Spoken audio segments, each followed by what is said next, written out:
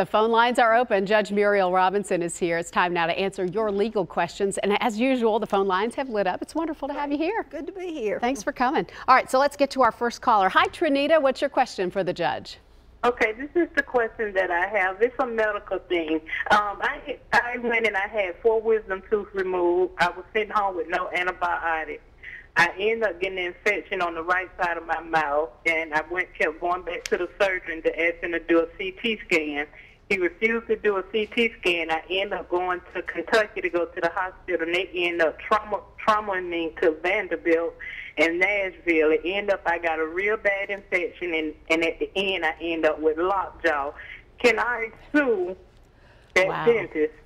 Wow. Well, certainly you can. What you need to do is call the Nashville Bar Association, or wherever you live, call the Bar Association and ask for a list of lawyers that handle medical malpractice cases. In this case, it's a dentist, and so the doctor would look, the attorney would look into it. The doctor does have medical mal insurance, and sometimes a letter can work these things out, but definitely call the Bar Association and get you a list of medical malpractice attorneys, because these doctors would be under the same policy as the dentist would, as the doctors would. Okay. Trinita, thanks so much for calling. Our next caller is Alice. What's your question for the judge?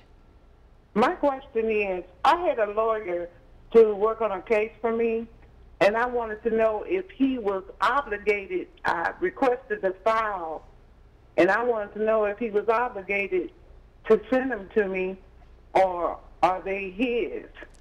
Well, when you change lawyers, usually you go to your attorney's office and you ask for your file, and you sign a release for the lawyer, and the lawyer gives you the file. Now, it's been the practice in the past, if you owe any fees or cost on your case, they sometimes retain the file, but I don't think that was ever a good practice. So I think what you need to do is call your lawyer's legal assistant, say, please get my file ready, I want to come by and pick it up, and I will sign a release.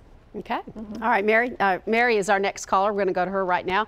Hi, Mary. What's your question for the judge?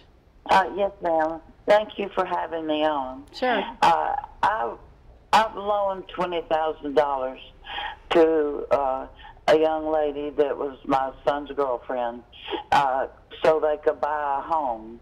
And the dealings legally was only with her, and I co-signed also on that loan, and I borrowed the money against my home.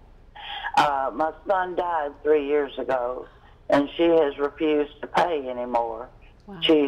There was correspondence over texting which proves that she was paying on it, but she quit when my son died. And I struggle to live on Social Security, and I need her to pay on that loan. Okay. And let's see what the judge can do here. Her to step up. Well, unfortunately, it would be better if you had her sign a note, because that is the evidence that you need to show that she borrowed the money with the obligation to pay. But you have nothing, according to what you said, so it's going to be very, very difficult. Now, she has a moral responsibility to pay this back to you, but since you don't have a lien on her house, I doubt if you're going to ever get it. You could contact an attorney to write a letter to her to say that you're going to bring legal action, but if that doesn't get anywhere, you need the note signed, and you don't have a piece of paper evidencing it. All right. Judge Robinson, thanks so much for being with us today. We always appreciate it. I always enjoy it myself. And if you didn't get through on the lines today, Judge Robinson's here on the 3rd Tuesday of every month. Back right after this.